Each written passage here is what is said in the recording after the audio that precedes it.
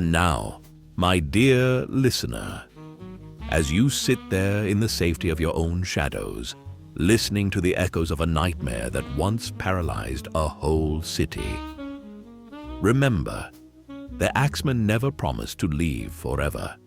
He only promised to stay silent as long as the music played. So I must ask you, is your jazz still playing? Or are you listening to the silence of the night? Thank you for witnessing this dark chapter with me. The Axeman of New Orleans, The Devil from Hell, Part 1, First Blood and the Cold Razor, May 1918.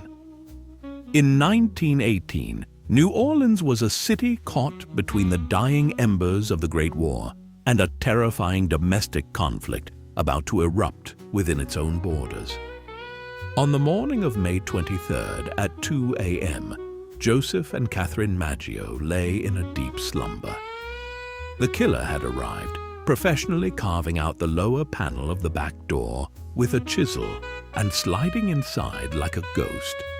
In this first assault, the Axeman chose a straight razor found within the home.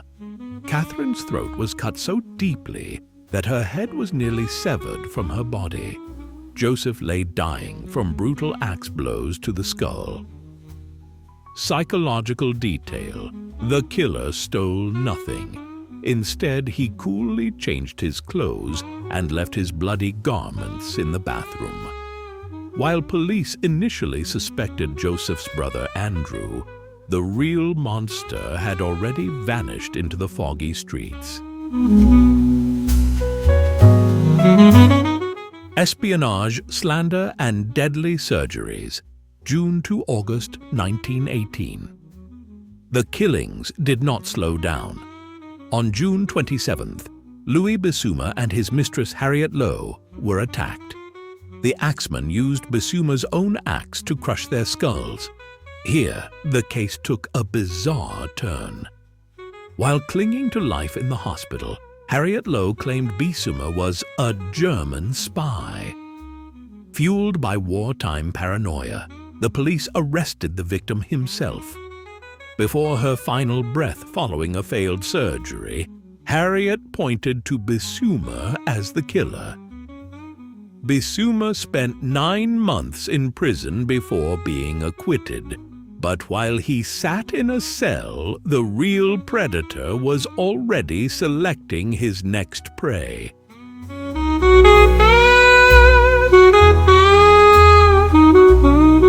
The Pregnant Woman and the Old Man, August 1918. On the night of August 5th, Anna Schneider, 8-month pregnant, woke to find a dark figure looming over her. She was beaten until her face was unrecognizable, yet she miraculously survived and gave birth to a healthy baby girl 2 days later. Just 5 days later, on August 10th, the Axeman struck Joseph Romano's home. His nieces, Pauline and Mary, woke to a struggle and saw a dark-skinned figure in a fedora fleeing through the window. Romano was covered in blood and died 2 days later from brain trauma. Only one word echoed through the city: panic. People began standing guard with axes and barricading their doors every night. The Letter from the Hottest Hell, March 1919. The Axeman fell silent for a time until the night of March 10th, 1919, when he attacked the Cortimiglia family. Charles and Rosie were severely wounded, but most tragically, their 2-year-old daughter Mary was killed by a single axe blow while in her mother's arms. After this horror, the legend truly began.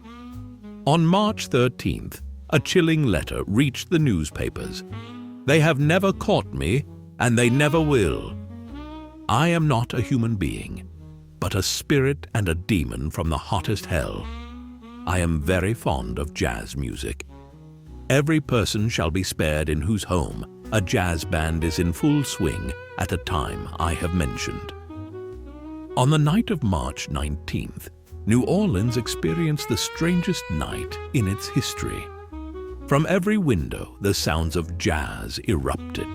Professional musicians and amateurs alike played for their lives. That night, not a single drop of blood was shed.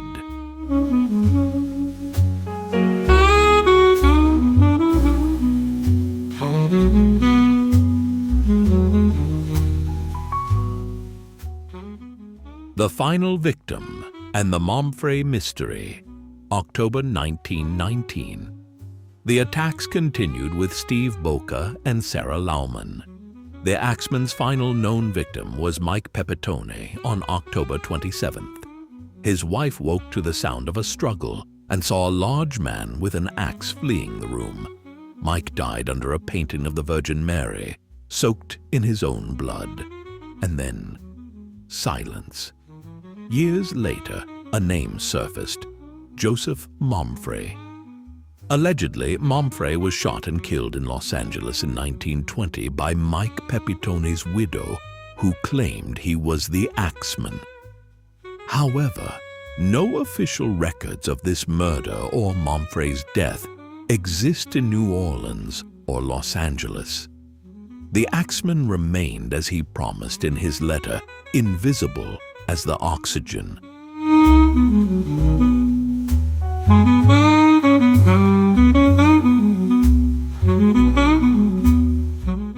The criminological portrait. Why did the Axeman target Italians? Some argue it was racial, others suggest Italian grocers were targeted for the cash they kept. However, the lack of theft proves these were crimes of sexual sadism and a thirst for power. As Detective John D'Antonio put it, he was a Dr. Jekyll and Mr. Hyde, a law-abiding citizen by day and a demon from hell by night. Dear viewers, the tale of the Axeman is far more than just a story of rusted steel and midnight strikes. What we witness here is a chilling manifestation of what psychologists call de-individuation and the psychological shadow. The killer, a law-abiding citizen by day, surrendered to his repressed primal urges by night, hiding behind a mask, or perhaps a presence as invisible as oxygen. It is a tragic testament to how fragmented the human mind can be, and how even the most civilized soul can harbor an abyss within. And so the terror that once echoed through the misty streets of New Orleans fades into the dusty archives of history. Yet remember, some secrets are never truly buried. They simply wait for the right storyteller to breathe life into them once more. If you find yourself drawn to the flickering shadows of the human psyche and the most enigmatic portraits of the past, our journey does not end here.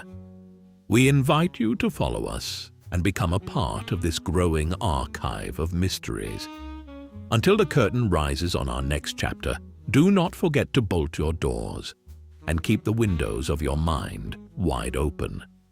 Thank you for wandering through the dark with us. For now, farewell.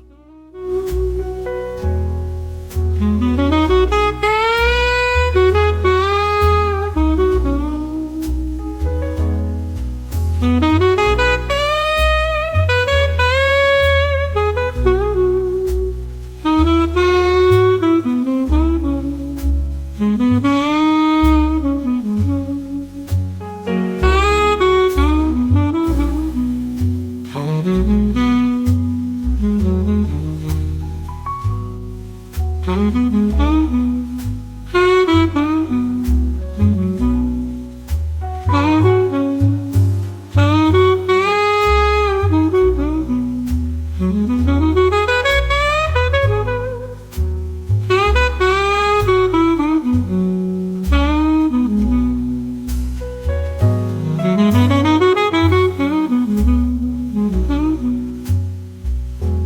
you.